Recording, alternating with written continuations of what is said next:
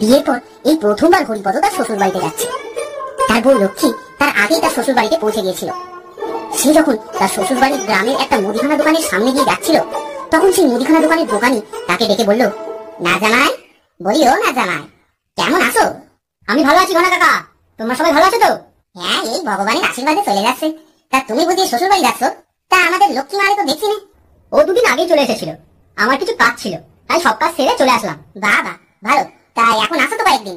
হ্যাঁ, এই দিন সাথে তো আছি।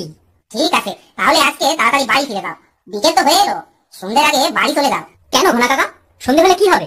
না না, কিছু না, তুমি নতুন মানুষ, সন্ধ্যে হলে অন্ধকার পথে বাড়ি ফিরতে অসুবিধা হবে না, তাই আর কি।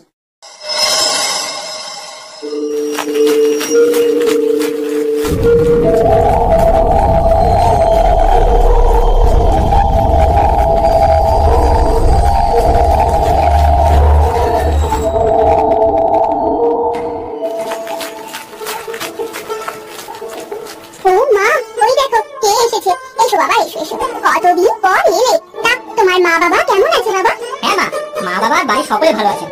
আপনারা সবাই ভালো আছেন তো? আমরা ভালো আছি। মা বলছি, এই মাছটা আর কিছু রসগোল্লা আছে, এগুলো রেখে দিন। আচ্ছা, তুমি এখন জামা কাপড় ছেড়ে বসো, আমি কিছু জল খাবার নিয়ে আসি। কত দূর থেকে এলে, কষ্ট হয়েছে নিশ্চয়ই। লক্ষ্মীমা, ও লক্ষ্মীমা, একটু রান্নাঘরে আয় দেখি।